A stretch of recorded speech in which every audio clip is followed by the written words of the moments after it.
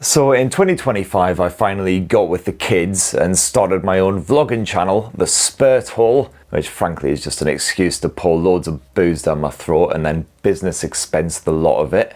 And one of the gadgets I use to capture my alcoholic antics is this wee bugger here, the Insta360 Go Ultra, which turned out to be an almost ideal means for capturing hands-free footage wherever you wander, whatever you're up to.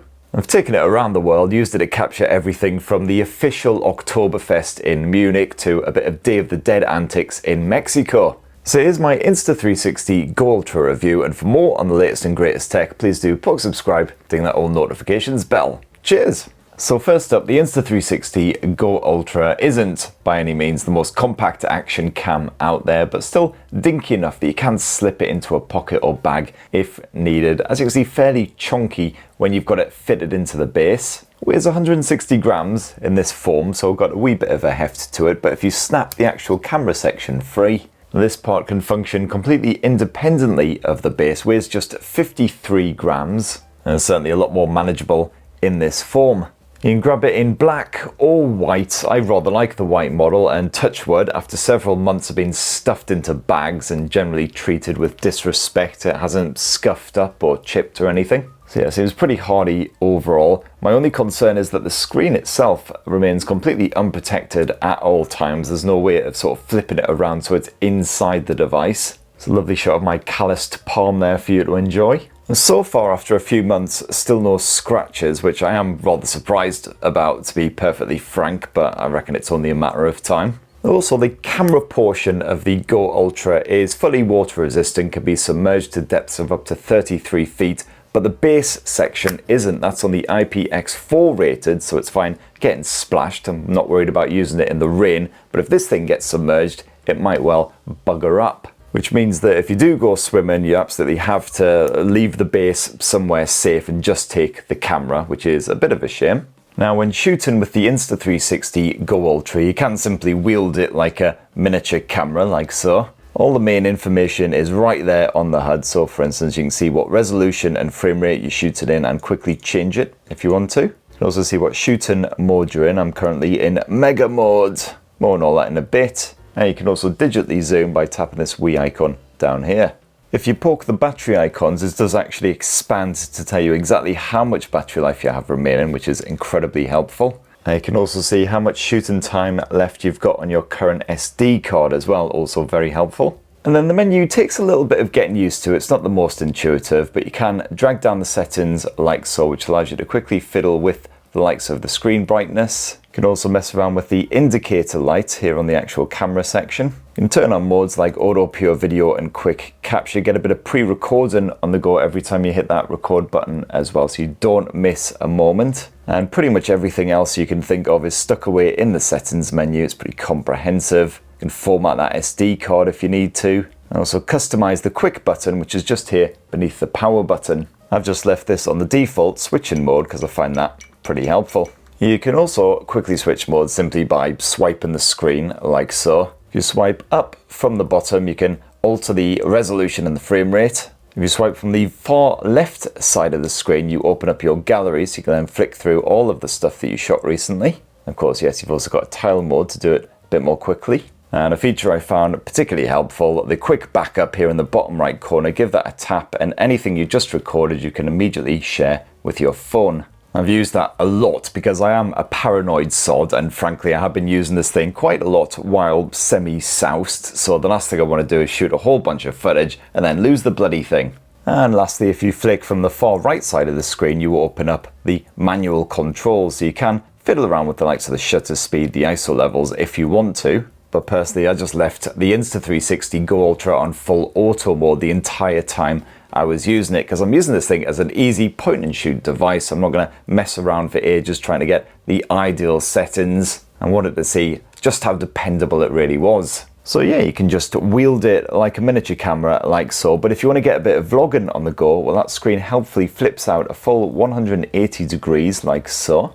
And then you're in full-on vlogging mode, so you can see exactly what the camera is shooting when you're pointing it at your face. You want to shove it on a tripod or a selfie stick or whatever, well, you've got a dual prong arrangement down below. You will need a 20 quid quick release adapter if you want to stick it on something that isn't supported. To be honest, I quite often just held the bloody thing because I can't really be bothered with selfie sticks or anything. And as you can see, you've got enough of a wide angle view anyway that you can fit plenty in frame, just clutching it just a foot or so from your face. And then when you disconnect the camera from the base, the two remain connected together, and there's effectively zero lag between the camera and the base when they are hooked up wirelessly like so. So you're getting a real-time view, no worries. So you can use the base to frame the action, you can use it to remote control the camera, starting the recording and then stopping it again.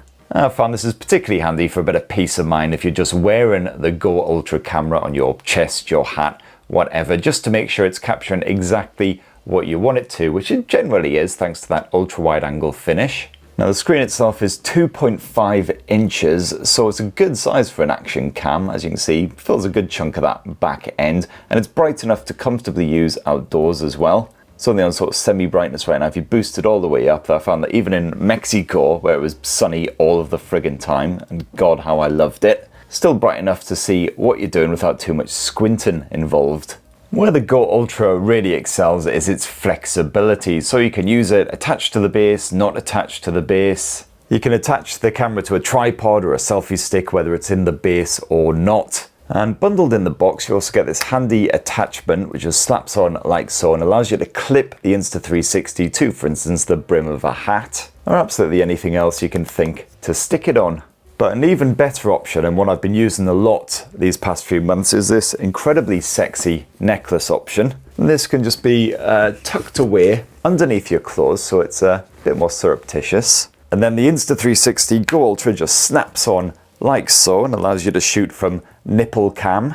And that magnetic connection is secure enough where I've worn this thing through all kinds of different garments, hoodies, etc. Not coats, I haven't gone full on coat yet, but it's stable enough where I'm not concerned about the 360 Go Ultra just like popping off as I'm walking down the street or anything. And this chest angle isn't always ideal, of course. If you are in a crowd, all you'll generally be filming is people's fronts and backs. But for the majority of my filming, worked really, really well, allowed me to get an excellent point of view shot of whatever I was looking at. And particularly good if you're just walking around an environment, taking it all in. You can just slap it on your chest, start it recording, and then just forget about it, basically. And you don't even need the base with you at all. It's completely independent. So for instance, you can start recording just by pushing the front ends down in this bottom corner. You'll know that it starts recording because the LED changes from blue to red. Get a little dinging sound and also a slight bit of haptic feedback, although that is rather weak. And hey, if you want to shoot a bit of vertical video for the TikToks or whatever, just rotate it 90 degrees, nice and easy. You do also actually have a bit of voice control here on the Insta360 Go Ultra as well. Not many supported languages right now, but English is, importantly, and it supports a small number of voice commands. And personally, I found this a bit hit and miss, to say the least, possibly because of my northern twang. Start recording. Okay, worked first time that time. Sometimes it takes a couple of goes. Stop recording. Okay, it's behaving itself today, a little git. Start recording.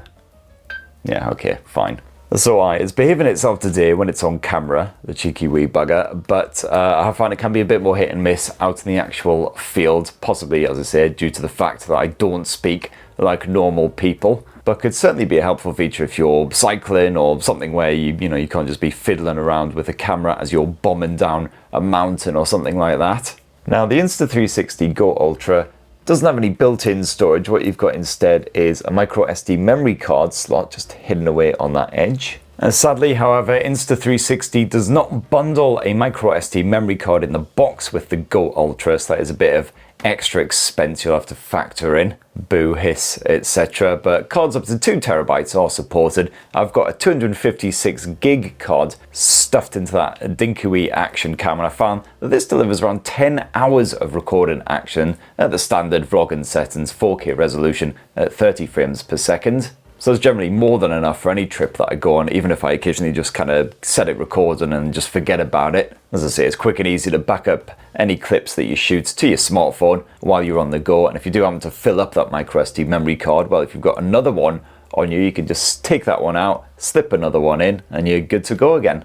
But of course, all of this would be absolutely meaningless if the video captured by the Insta360 Go Ultra was a big pile of cack. But thankfully, that is not the case. The Stinker Reaction Cam packs in a 1/1.28 inch sensor, which is considerably larger than the previous generation, if not quite as big as the sensors found in some rivals like the DJI Osmo Pocket. And you can shoot up to 4K Ultra HD resolution video at up to 60 frames per second. But if you want to boost that frame rate any higher for some sexy, smooth, slow motion effects, well, you can record 1520p footage at up to 120 frames per second. Otherwise, at 1080p level, you can boost the frame rate to 240 frames per second. Now, the Go Ultra offers a wide-angle 156-degree view, not a full 180 degrees, sadly, which means that I did on occasion miss what I was trying to capture if the subject was stood a bit too close. And of course you will struggle with enormous f***off buildings, etc. That's a minor gripe, otherwise the Go Ultra is a great way of capturing immersive footage of interesting environments. For most of my shooting, I kept the Go Ultra in the Mega View mode. This offers quite an immersive, wide view of whatever you are shooting, slightly reducing the vertical distortion as well. But plenty of other options are also available, including a vlogging mode, which further reduces the distortion. I've got to say, the HDR smarts of the Insta360 Go Ultra are pretty bloody good. You certainly will get some saturation in those brighter areas at times, especially when you're, for instance, emerging from a darker environment into a sunlit street. But overall, the detail levels are great, contrast is fantastic, and colours are accurately reproduced. And even when you're lazily aiming directly into the sun, the Insta360 Go Ultra doesn't fill its kecks, producing footage with quite impressive dynamic range. Now, in softer light, you will still get pretty detailed visuals, again considering the size of this action cam. I've filmed plenty of footage at night time and in suitably gloomy interiors, such as this horror-themed bar I happened to stumble upon in Prague. And the footage speaks for itself, really. By default, this action cam does automatically activate the new pure video mode whenever that lighting is a bit cack. And the pure video mode uses good old AI to slightly sharpen the image and help to reduce the grain. Although bear in mind that if you're shooting in pure view, your frame rate is also maxed out at 4K 30 frames per second. And yeah, sometimes in those gloomier environments, the amount of detail that's captured isn't quite as impressive as with some rivals like the DJI. But for a dinky reaction cam, it's impressive stuff. And in fact, the only time I've really been disappointed with any of my footage is when I've taken this thing out in the rain and some of that moisture has ended up on the bloody lens, just refusing to shift. So if you are recording on a drizzly day, make sure you give this thing the occasional wipe. Now, you've got different levels of digital stabilization built into the Insta360 Go Ultra as well. The default mode is really good, all but eliminating all of that pesky judder when you are walking about the place, even when you've had a few too many mezcals. That comes complete with tilt fix as well, so everything stays nice and straight. However, you will get the occasional bit of vibration when walking and shooting at night or in darker environments, so I definitely say limit your motions when that lighting is a bit bollocks. And as you would expect, you've got a wide selection of different shooting modes built into this thing. Already discussed slow motion, etc. You also got a time-lapse mode, which works precisely as expected, capturing stills at intervals between half a second and every 2 minutes, either indefinitely or over a duration of up to 4 hours in total. Here's a highly thrilling example of me cooking some dinner and managing not to set myself or my kids or my house on fire. In fact, pretty much the only camera mode you don't have on the Insta360 Go Ultra is some kind of live stream mode for TikTok or YouTube or whatever, so that's kind of a shame. Now, you can of course also record audio using the Insta360 Go Ultra and its built-in mic, and it's actually pretty bloody good. I was surprised by the effects. It does a great job of picking up your voice over crowds and general background chicanery, so you can keep your commentary nice and clear, and it's not perturbed by a proper bit of gusty wind either. Here's a random example shot at Oktoberfest.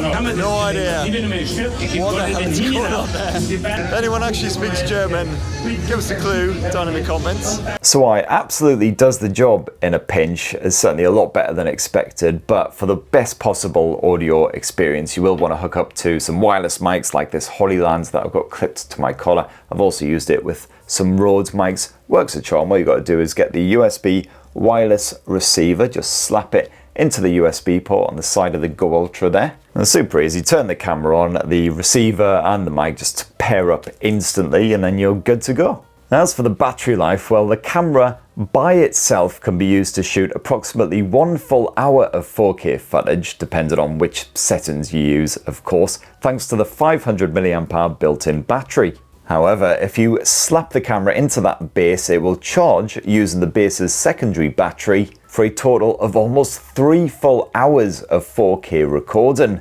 And if you don't want to use it in that base, well, no worries, the camera does charge pretty quickly when it's stuck in there, so just slap it into the base for 10 minutes. That should be good enough for roughly 45 minutes of recording action. So again, depending on what you're up to and everything, I found that I could take this thing out for the day and not have to worry about carrying an extra battery pack around with me or anything as well, because 3 hours of shooting, that's generally as much as I ever needed. And there you have it, my lovelies. That, in a tasty wee nutshell, is what I reckon of the Insta360 Go Ultra Action Cam after using it for several months for all of my vlogging shenanigans, i.e. boozing paid for by the business. And while it's certainly not perfect, it's absolutely a fantastic way of capturing all kinds of different footage when you're out and about, thanks to its incredibly flexible setup. Particularly good for just wandering around an environment and just capturing everything that you see without having to hold a bloody big gimbal thing or whatever.